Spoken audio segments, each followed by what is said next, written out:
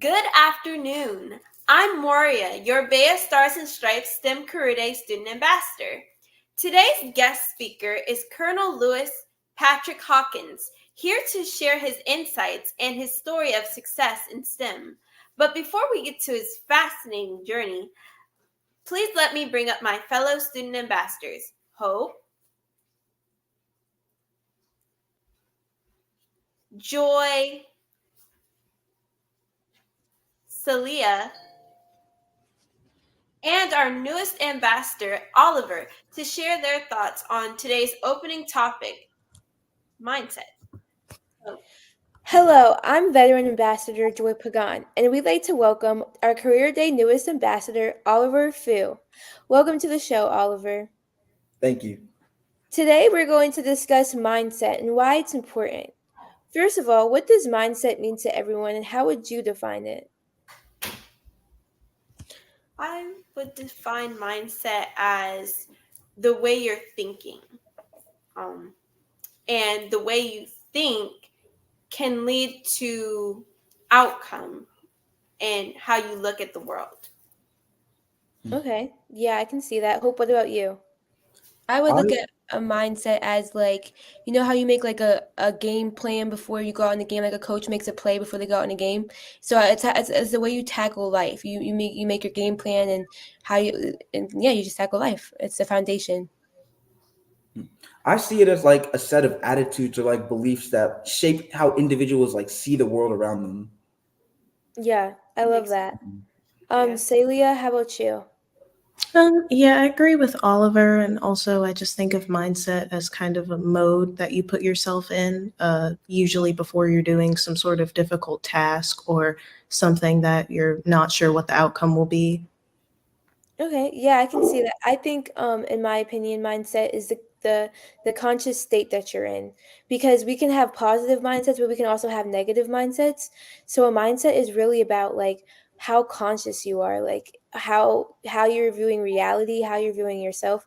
That's mindset to me. What do you think is a good mindset to have when you're trying a really hard task? Oftentimes when I feel discouraged or like I know I'm about to face a really hard task, I just tell myself it's not going to last forever. And that automatically like gives me some fuel to start chasing whatever thing I have to tackle. Yeah. A Also, hundred percent. also to add on to that, a good mindset would be like to not take yourself so seriously, because if you take yourself too seriously, you'll stress yourself out and freeze up. Mm-hmm. So just take a moment to breathe and be like, it's not, this too shall pass. And Love that. Love that. I have one. I think I have something similar to that, because whenever I have an assignment that's like very intimidating, what I do is I don't think about it. If I'm not working on it right away, I tend not to think about it, because I feel like if I'm thinking about the future, it just brings anxiety. So what I do is I just stay present in the moment that I'm in, and then I jump on the assignment. So I think once you start working on the hard task, the anxiety goes away, the intimidation goes away, and you're just taking it head on, and it's not as hard anymore. What about you, Celia? Yeah, I feel like when you're going into a difficult task, I think it's important to understand that getting the task done is going to lead to a much more positive outcome than if you don't do it, and kind of thinking of the outcome as a reward. Or even I've heard from some other adults in my life have told me that even actually giving yourself a reward, like planning to go get something to eat or planning to go eat ice cream or something or watch your favorite movie after you get a homework assignment done will give you more incentive to do it. Yes. I definitely use that to get through my finals in college. I was like, you're gonna grind it out this week. As you can see, my hair is not looking the best. So I was like, we're gonna get a hairstyle. We're gonna get all dressed up after finals week. We're gonna reward ourselves, spend the money, get a new wardrobe. So yeah, I definitely that was my reward. So I definitely, and it worked because I killed my finals. So I love Yeah. that. yay. Thank you. So, how do you change your mindset when you find it getting negative? Oh, Joy, we have a question from the audience. Oh, we do? Okay. I want to Where's hear. where is it at? Oh, there we go. How do you get yourself into a positive mindset when you aren't feeling positive? Okay, yeah. So, um, this question is a really great question. And I think a lot of the times, um, what happens is a lot of us, we have positive mindsets, but what we can't control is our thoughts. So when those negative thoughts come rushing in, I used to want to wrestle them, just be like, "Oh, no, no, no, no," like, you know? But I realized I am not my thoughts are not me. So I realized, like, those negative thoughts that come into my head, that's all it is. It has no meaning or weight to it. And when I accept that, and when I accept all that exists is, like, me and what I want to consciously think, the negative goes away because it doesn't exist. It's just you're thinking, you know? What about you guys? What do you guys think? I think listening to music can help. Um, Depending on your music taste, like some people like to listen to jazz, and other people like to listen to something a little more upbeat, like trap music. But it's all up to you. Like listen to whatever gets you into a positive um, feeling, and then you'll feel more motivated to do whatever you need to do. I definitely agree. I use my negative thoughts as kind of like an inside scoop of myself because I've learned that a lot of negative thoughts I had come from places that I need to work on, need to focus on, need to see. So instead of running away from my negative thoughts, I actually face them. I'm like, oh, why are you thinking like this? And then what is it telling me about myself that I need to fix? And then I fix that. I do the work. I put the work in, and that negative thought has less power. But one thing I realized is we are never going to have just truly positive thoughts. That's not how life works. But it's how you handle the negative and the positive because without negative you can't really uh like value the positive, and without the positive you can't grow without a negative. So I tend not to look at the positive and negative. A thought is a thought. I need to go deeper into it and figure out what it's trying to tell me. That's so So true. Thank you. my last question, I think a lot of things I've done, like, as we're adulting is I've actually read things that have helped me with mindset or just life in general. Have you guys read any books that have helped you that you would recommend? Like, I would say one thing, we all know TikTok is popular. There was this popular TikTok book. It was called Stop Thinking, or yeah, I think it was called Stop it's Thinking. it's called Don't Believe Everything You Think. Oh, yeah, don't it's called Don't Believe Everything You Think, and that book changed my life. It taught me that we can create our own reality that we want. Like using our mind and just embracing like the risk.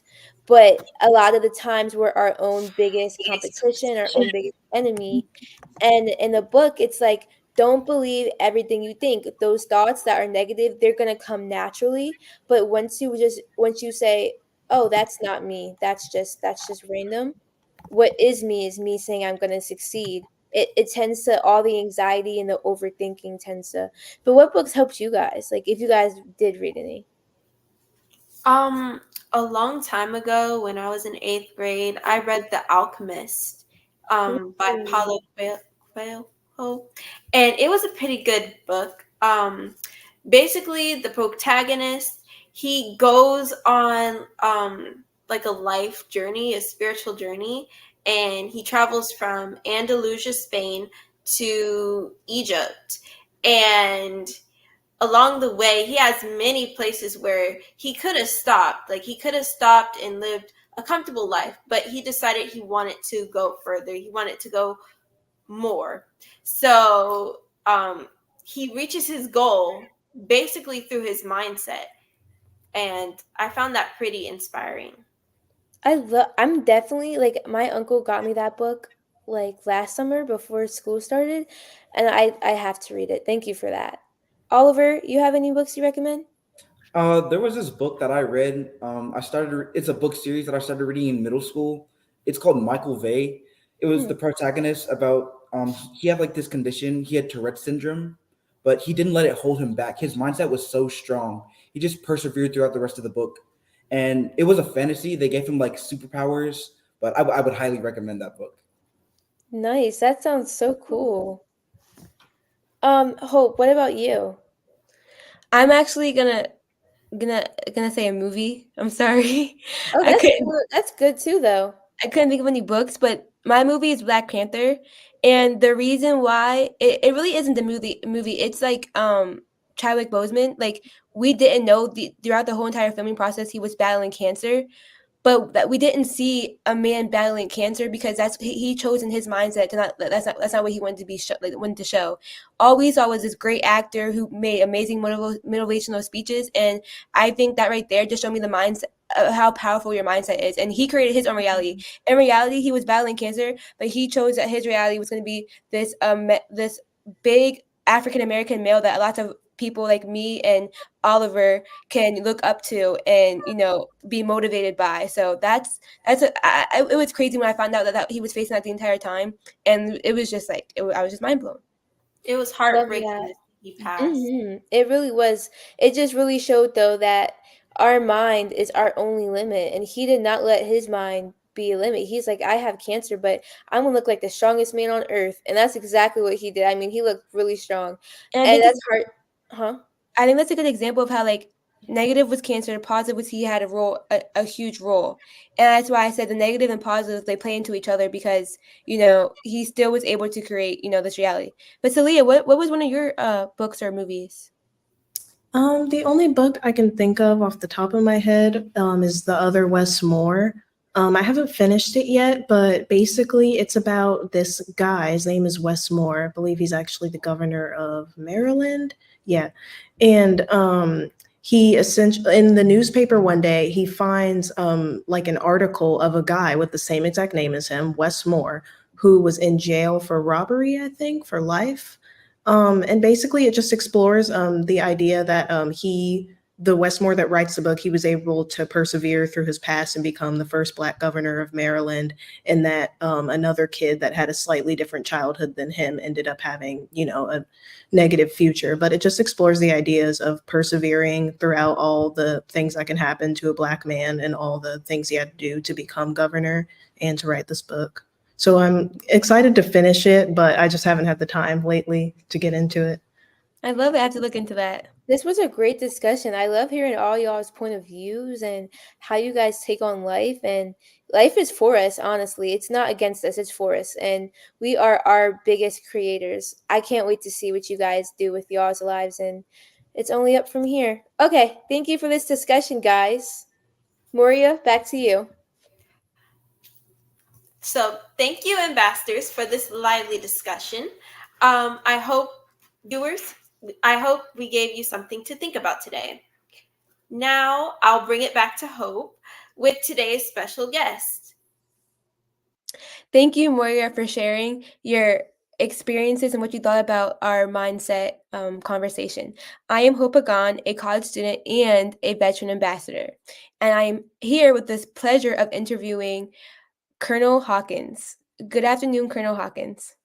Hey, Hope, good morning. How are you? Or good afternoon now. How are you? I'm doing good. How are you? Hey, I'm good. Colonel Hawkins, can you tell us how did your STEM career begin? Okay. So let me back up a little bit. So first of all, hey, it's a pleasure being with you this morning on behalf of Major General Burkhead, our TAG, the Adjutant General of Maryland. So it is a great opportunity, and I'm happy to be here with you this morning. As far as my STEM career, it's a funny question that you asked that. I actually didn't go into college or go directly focusing on a STEM career. I was an aviation major, started out in college, and started flying. So that's kind of more on the technology side.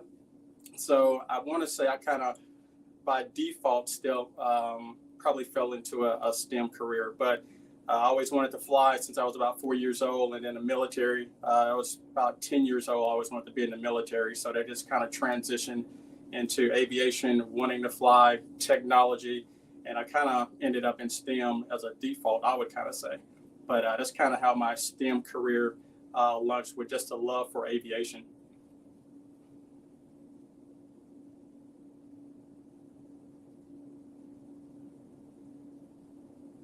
Are you able to hear me, Hope?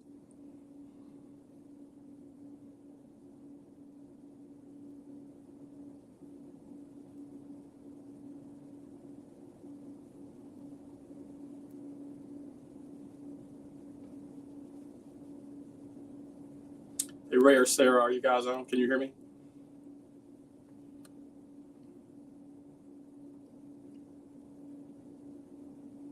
I'm Joy. You can put me on the okay, yeah. Right.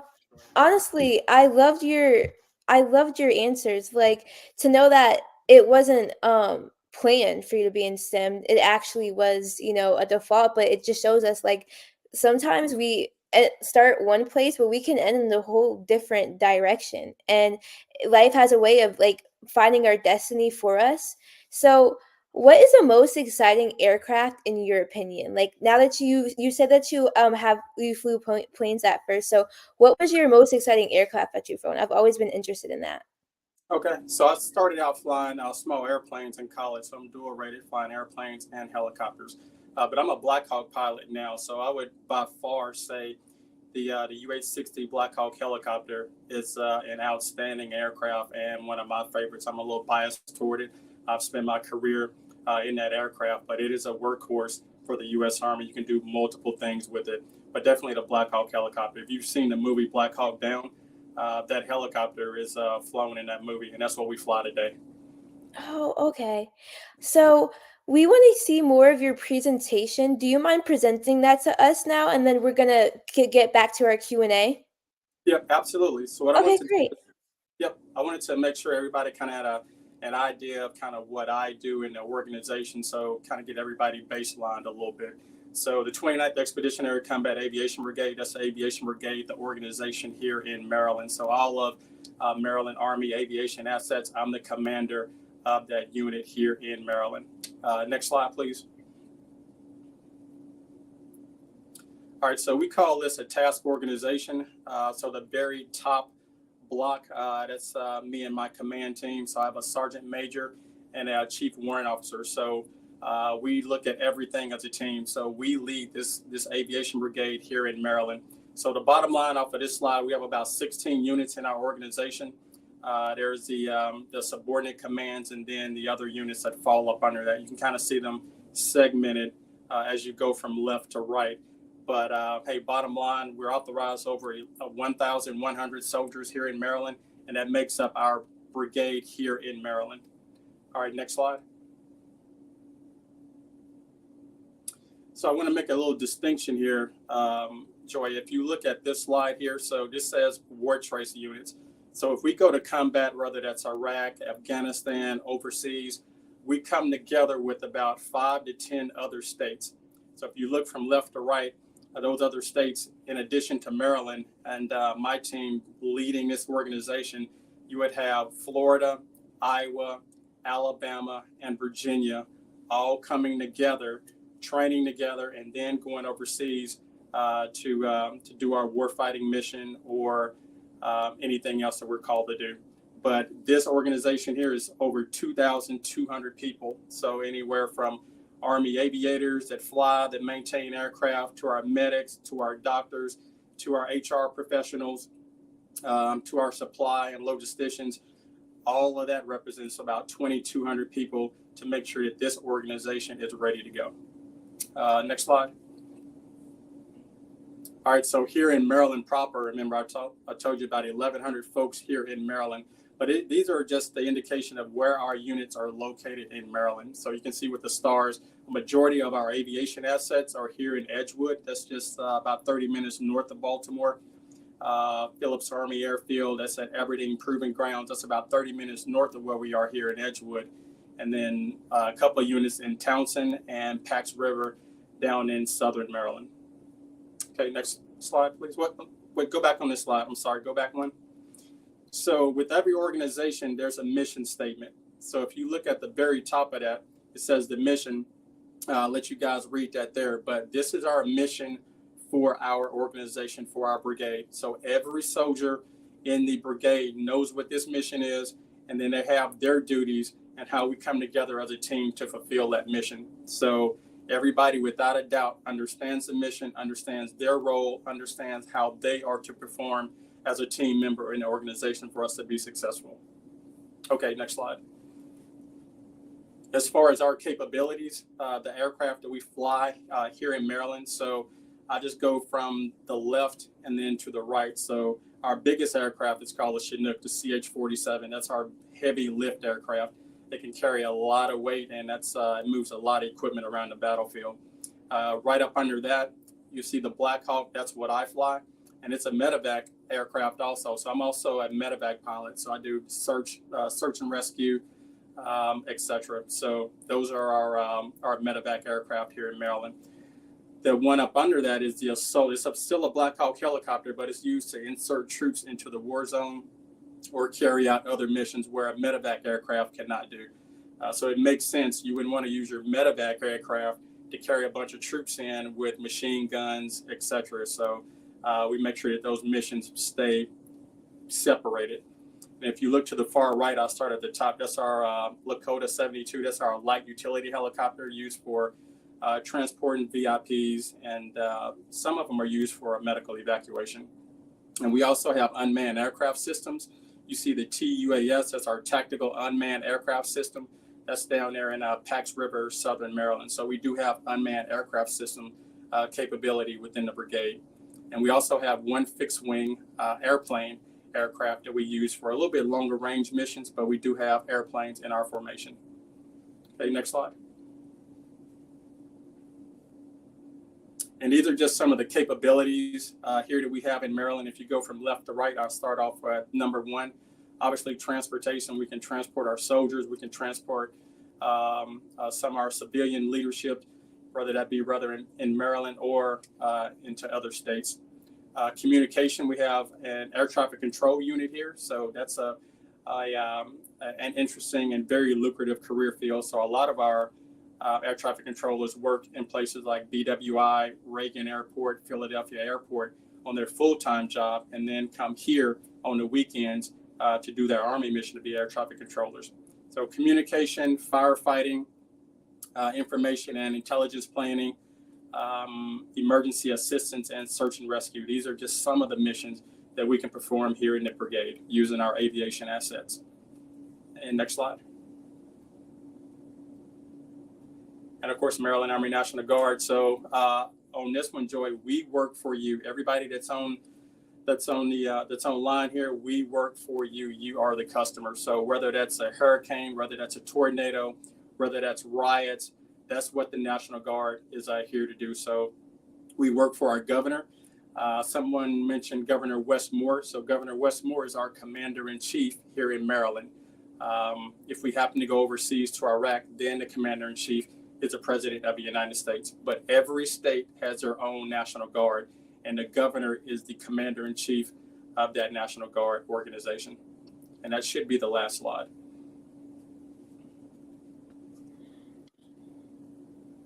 Thank you so much, Colonel Hawkins. If it's okay with you, I'd like to invite my fellow ambassadors to ask you some questions. Yep, no problem. Thank you. Fellow ambassadors, would you introduce yourselves again? My name is Oliver. Nice to meet you. Hey, Oliver, nice meeting you. Hello, I'm Moria Bowman. Hi, Moria. My first question, my sister's going to join us soon, but let's start with these questions because I'm dying to hear these answers. Yep, go ahead. What is the most exciting aircraft in your opinion? So that's a loaded question a little bit. So in my opinion, so I'm a little bit biased. I think it really depends on the individual because everybody's different. So I have friends that are in the Air Force and in the Navy. So they like flying fighter jets, being really high up in the sky. But for Army aviation, we fly really low. So you're talking about 30 to 50 feet down in river valleys, around mountains, canyons. You see ducks and geese that are like flying up around as we fly so low. So I like rotary wing aircraft. The Black Hawk, I'm a little bit biased on, but I'm gonna stick with the Black Hawk since I'm an Army aviator and stay on the rotary wing side of the house. That reminds me of this movie I saw with do you know? Okay, so they had like fighter jets and they had to go really high for the mission, but they also had to go really, really, really low. The actor was really famous for doing. Was it? It wasn't Maverick Top Gun, was it? It was No, Maverick. I think it was. Yeah. So, one of my favorite movies, that aircraft was an FA-18 Hornet that's used in the Navy and the Marine Corps. But yeah, those guys, they get down real low, real fast. But if in that scene, one of the pilots got shot down, you saw one of the helicopters, a big helicopter that came around really low and started shooting. So, but yeah, our aircraft are very, very capable, have multi-role missions. It's not that aircraft can only do one thing. They can do a multiple variety of things. Okay. So you said oh, sorry, Hope. So you said in the beginning how you didn't have a STEM career at first, and then you actually ended up having a STEM career. STEM is intimidating. I know for lots of people, they hear the word STEM and they're like, "Oh, that's scary." Were you ever intimidated when you first started your career in STEM? And if so, how did you get through that?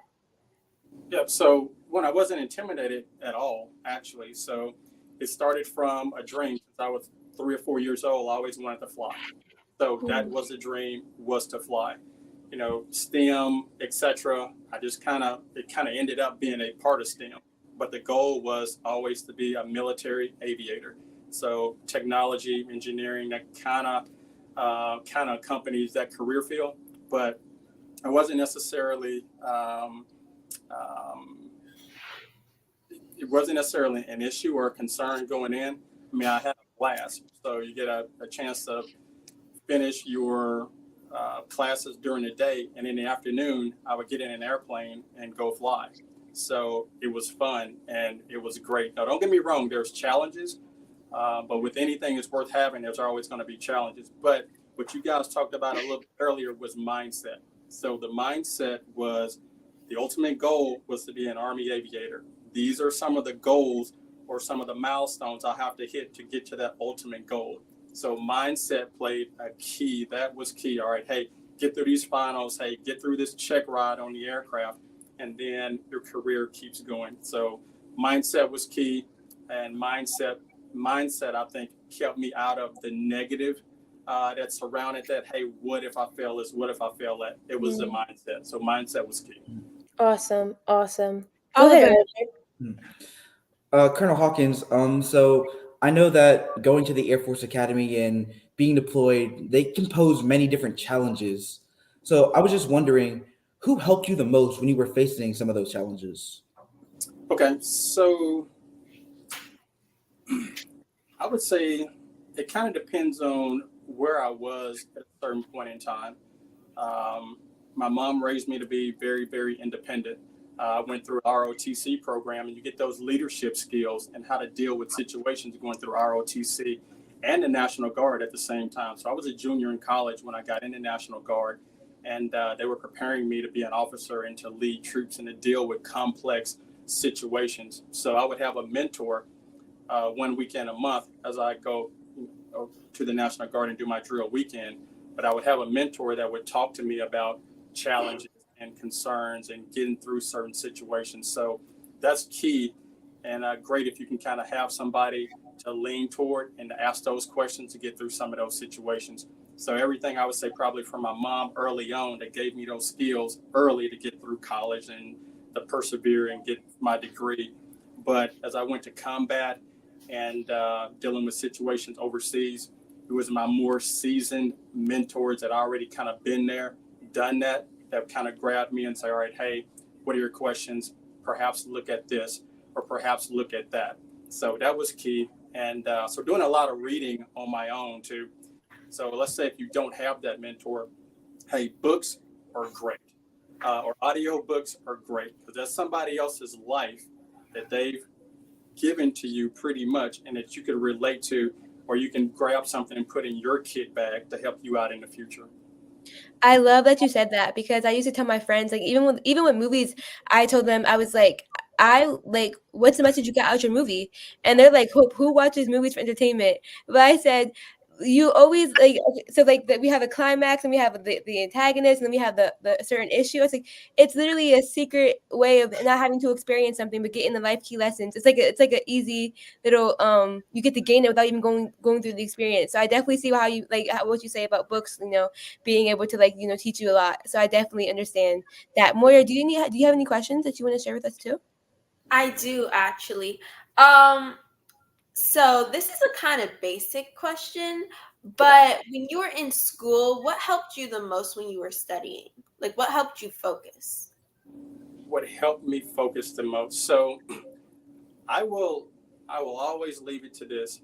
Um, my overall goal was one to obviously get my degree, but ultimately to be a military aviator. That was like always the goal. So no matter going through college, those challenges or whatever, I would look at that and I'm like, oh man, I got this final. I don't know if I'm gonna get through it. But hey, if I don't get through this may affect where I want to be later in the future. But some of the things that you guys were discussing, time management is huge. I'm the world's worst procrastinator. So I will wait until the week before to finish an assignment. However, I work very, very good under stress. So I could have a few days left and I would burn midnight oil and work 3 nights in a row or 3 days in a row. And I had 3 months to do that subject. And then I would come out with a B or an A. But that was just the way that I did things. I do not recommend waiting to the last minute. But everybody's different, right? So you have to know yourself, know what you're capable of doing, and then manage everything. You have to be able to balance things. So balance things, have fun at the same time. You don't want to be all work and no play. You have to be able to balance. So that's what I'd say. Just balance everything and know your capabilities and know yourself. That was actually one of the next questions I was going to ask you, especially because last career day, we talked about mental health and how for a good mental health, we should have a good work to life balance. So it does seem, yes, like you were always on track. How did you maintain that work to life balance though? Like how did you still have fun? What things do you find fun? And yeah, just let us know about that. Okay, so I make sure that that's priority in our organization. So as I mentioned before, we have 1,100 folks in our organization. Mhm. And I will bring this up during our meetings, especially during the summertime. Kids are out of school, and I would tell our folks, hey, make sure that you take time off. Make sure that you put in for vacations because, hey, you have a family. Those members, whether it be your mom, dad, brothers, hey, they're your family. You need to make time for those folks also. But in all fairness, they're what makes us successful also. So if you have a good family, good friends, and you invest in them, hey, they're investing in you. And sometimes you need that ear to hear you or to kind of vent to get you through. So I'm a big champion of work-life balance. I just always make it a priority in our organization because what you don't want to happen is you burn your people out. Right. So when you burn your people out, they're exhausted and their performance goes down, their attitude goes down, their mindset's in the wrong place. So you have to be able to balance that as being a leader in the organization. So you have to look at everything, balance that, and try to do the best that you can. I love this Q&A already. This has to be one of my favorite career Q&A days because what you do is so interesting, and then how you put it, and you're so real. You're so real. I love that. I have one final question for you, and that is, since we talk about having to go through hurdles to reach your ultimate goal, but since reaching your ultimate goal, what's one thing you learned about yourself? So one thing I learned about myself in reaching ultimate goals is I can definitely stick with a plan. I've obviously been doing that my entire career. I think what I learned at this point is, and you guys I figure this out as you get older, but once you kind of hit those goals and those milestones and you're in a certain place, it's becoming even more important, especially as a leader, to give that knowledge and that education and those opportunities to others around you so that they can have the blueprint to be successful. So that hey, I'm here today. I'm absolutely thrilled to be with you guys today. So you can hear, hey, just from my perspective on how to accomplish your goals and what are some things that you can put in your kit bag. But I would definitely say just being focused, being able to stick to a goal, but now to share that information with our team to make them more successful. I love everything you just mentioned. I agree 100%, and I hope to become half as good a leader as you are, one day Better in than my life. Do you have any final words you want to leave us with before we hand it over to Oliver? Yep. So a couple of things. I'll take about 2 more minutes here. So sometimes there's a misconception about the military. So the National Guard specific, a lot of folks think it's just full time when it's not. So here in our organization, we have doctors, we have lawyers, we have engineers.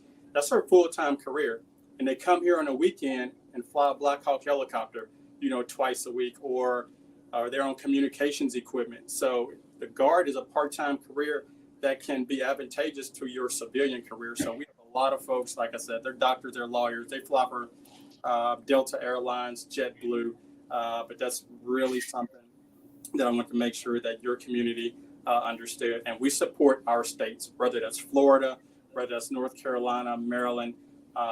We help our citizens first, and then we help obviously the nation if we have to go do our missions. A couple other things here. So I wanted to leave you guys with a few takeaways. Have a dream and an executable plan to get through those goals. So there's one thing to dream, but you have to have a plan, an executable plan, measure those goals to get to where you are.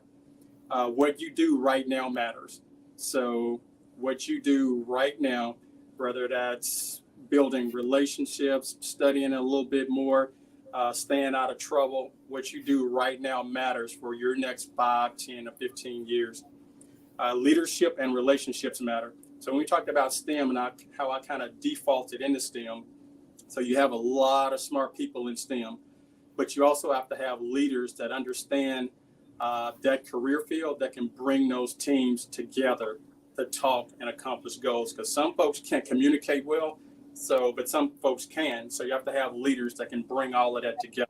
So I think that's one thing that kind of got me to where I'm at. I'm very good at bringing teams together and just seeing those STEM organizations be successful. Be a team player. All right. In our organization, no one is before the organization.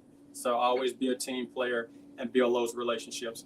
And finally, consider a career of servant leadership. I've been in the military 24 going on 25 years. So there's nothing I'd rather do than serve our community, or we have a hurricane or whatever. We're the first that's called. So you see those helicopters doing search and rescue missions. We work for you guys. We work for the community, and we're very big about producing servant leaders. So just think about a career in that field also. Thank you so much for working for our community and just for being supporters and just for always being there. We owe you guys a lot. We respect you guys a lot. So thank you. We see you so much today. and we appreciate you.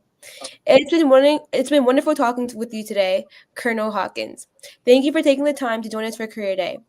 Before I turn it over to Oliver, with this month, I want to introduce this month's STEM inventor. Here's a word for, Before I turn it over to Oliver, who's introducing this month's STEM inventor, here's a word from our sponsor, Lockheed Martin.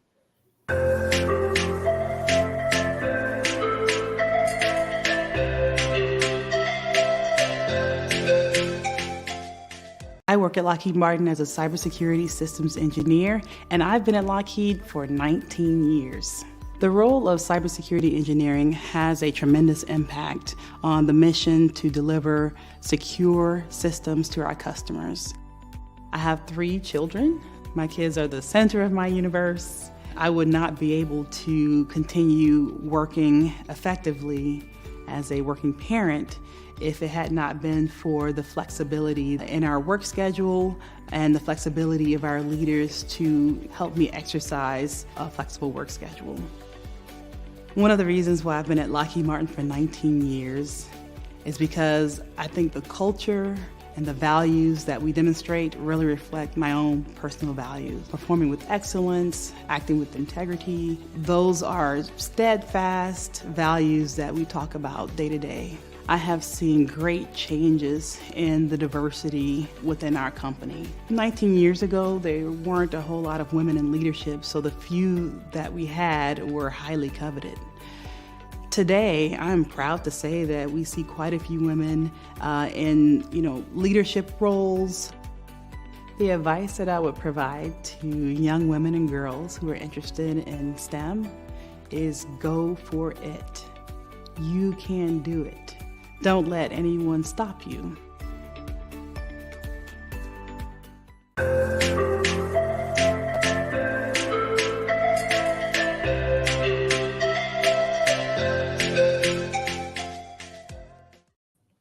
Hello, my name is Oliver Fu, and I'm a junior in high school from Montgomery, Alabama.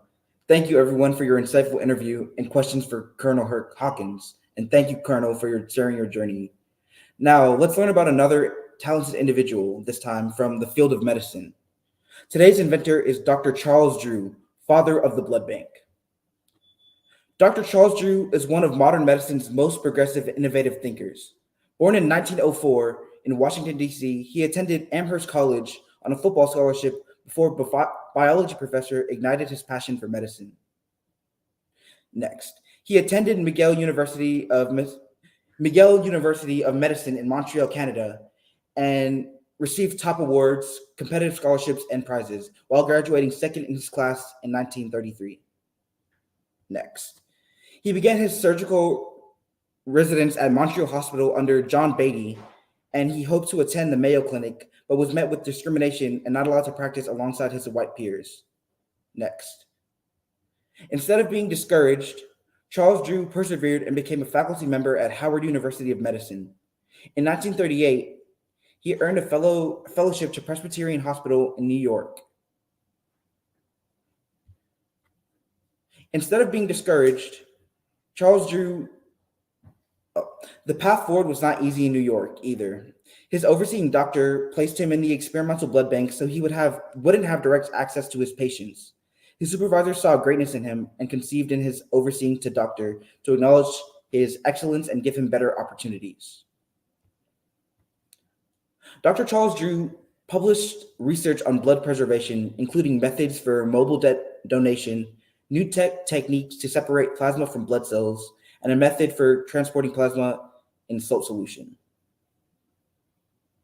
He passed the American Board of Surgery exams with a legendary speech, and this led him to run the Blood for Britain program in the 1940s, when massive amounts of transfusions were taking place in World War II. Dr. Drew is the father of blood banks, and his techniques became the foundation for the Red Cross donation and blood mobiles worldwide. He spent 9 years as the head of Department of Surgery at Howard University and chief of surgery at Freedman's Hospital, and he believed in teaching new generations of students about medicine. Medicine was his longest lasting contribution to the field. Students, we hope you are all enjoying learning more about STEM careers at today's BEYA Stars and Stripes STEM Career Day, streamed live from STEM City, USA. Dr. Drew has a great lesson for us to take away: to persevere in the face of adversity and look for new roads to reach your destination. Next month, we will share another inventor who changed the way we see the world. Let's take a quick commercial break to learn more about STEM City USA.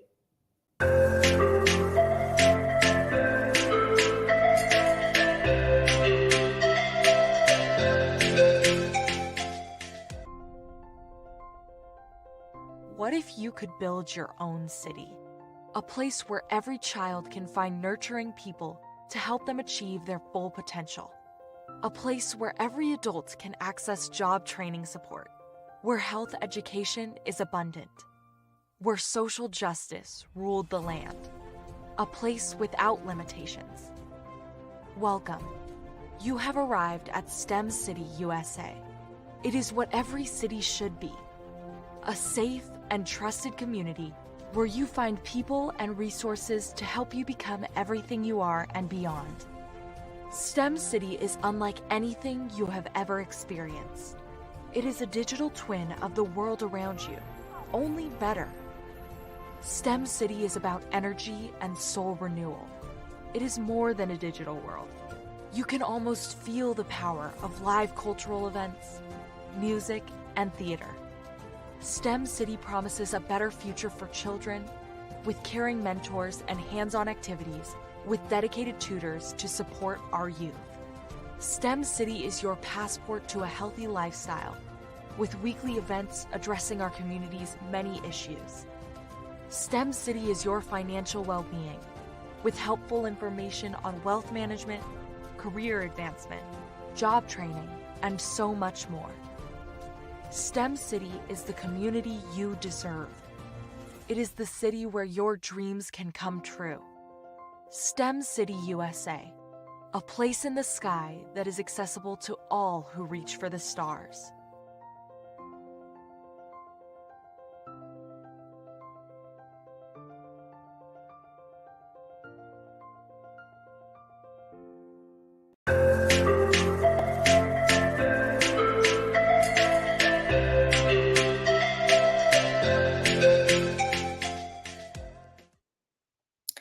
That was STEM City USA, our 2D metaverse. Last month, we shared more about the AI-powered library, Colin AI. That is in STEM City Open System USA. You can interact with our archives and ask questions to locate primary sources from decades of different media. Don't forget to visit stemcityusa.com and enter the Education and Discovery building.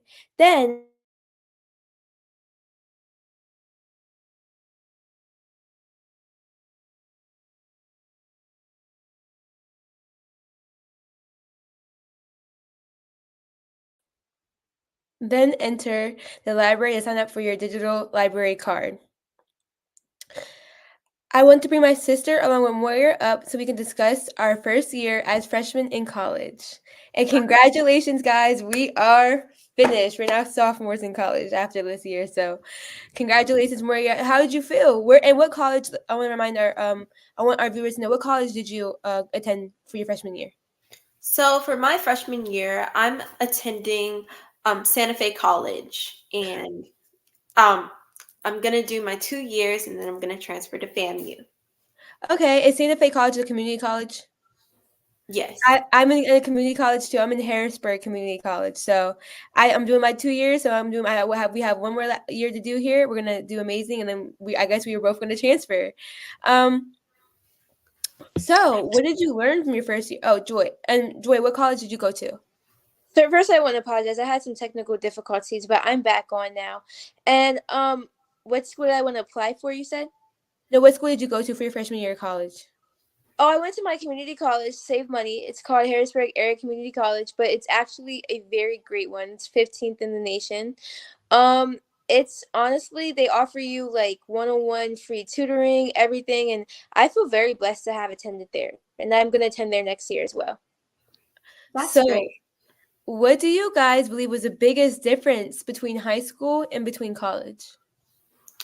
Well, in college, you can't skim the textbook anymore. You gotta actually study. I learned that the hard way. I feel like the biggest difference for me was I was so much more passionate about college than I was high school. I went into college thinking, yeah, like I did high school good, but like I wasn't as like passionate.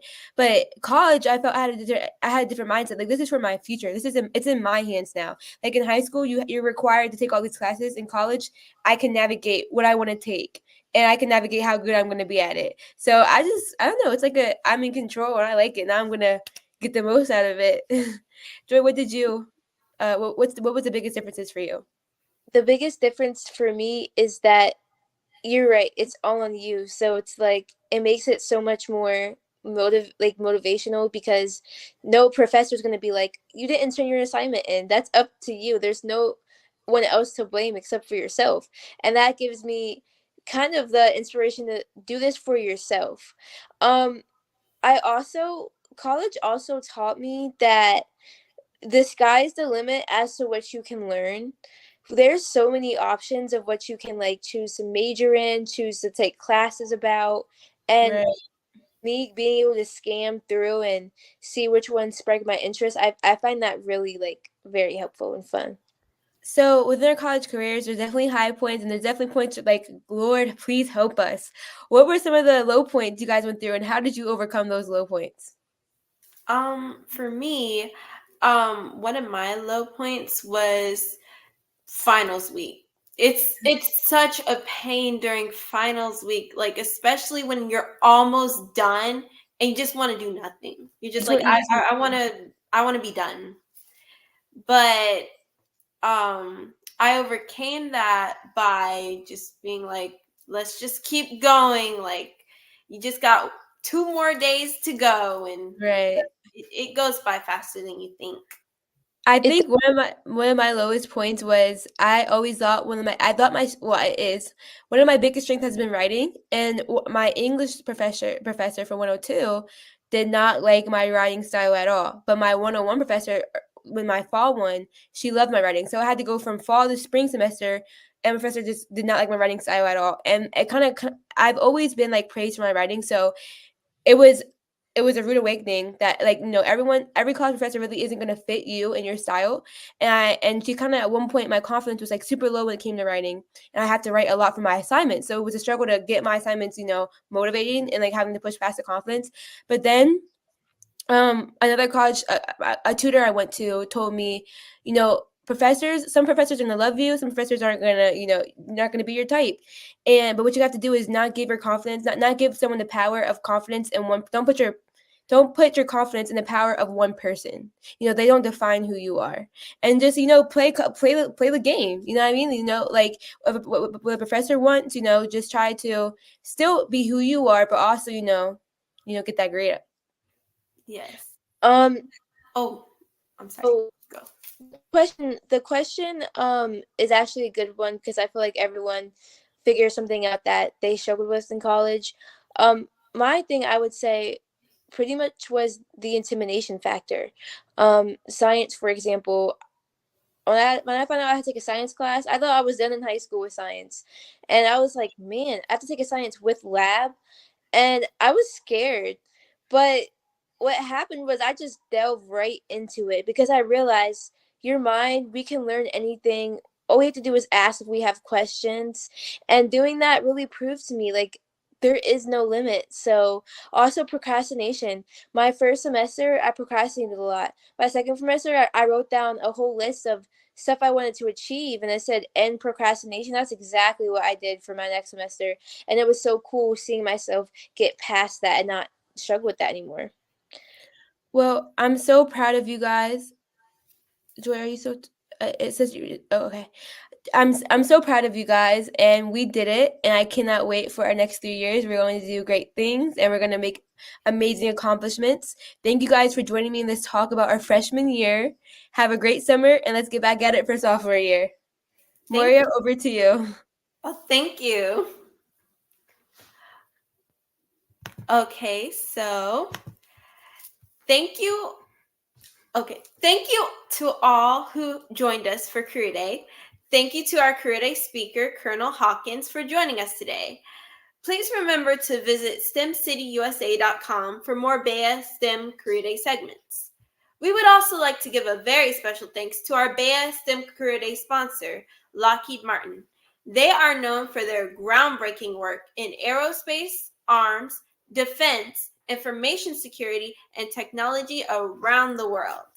Please remember to subscribe to our YouTube channel and join us for the next Career Day on June 8th, 2024, where we'll feature even more STEM professionals, college students, and high school standouts. I'm looking forward to it. See you next time. This is Moria Bowman, signing off. Every day at Lockheed Martin, we are creating the future. When did I decide to become an engineer? Where I grew up in my village, we had a lot of interaction with nature. So I was always fascinated by the flight of the hummingbird. Seeing this marvelous aerodynamics of the hummingbird gave me this general idea that I wanted to be working on the ability to control things that flew. I've had this long running curiosity, I still do today, of asking the question, why is this the way it is? Are there ways to improve what it does? And in fact, those are the same questions we ask every day at Lockheed Martin. That's why my colleagues come to work saying, this is great, we've done all these great things, we've built all these great systems. How could we make it better? And how could we make it better together? Lockheed Martin's engineers and scientists are at the forefront of innovation. Everything from AI and machine learning, to hypersonics, to directed energy. Individually, all these are really critical capabilities that we need to develop. To actually deliver something ahead of ready to our customers, it takes pulling these pieces together into an overall mission capability. What we are doing here matters to our nation, to our nation's security.